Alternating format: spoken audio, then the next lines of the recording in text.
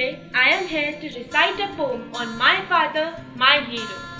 A very delightful person who gives us inspiration that nothing is impossible in life at every step of strife. He always holds our hands with the footprints on the sand. We haven't given anything to him, rather, he is none other than our father. We are living because of his sacrifice. We are breathing because of his surprise. Love you, Papa, for every gift, everything. Thank you, Papa, for every breath, everything. My father, my guardian, is like a life ATM. His life is not like an open book. He is handsome in look. He sacrifices for us for every moment and every crust. We are having the relationship like thread and pen. Without thread and pen, clothes can't be stitched. Without him, our life can't be built. Who is handsome in look, that's my papa.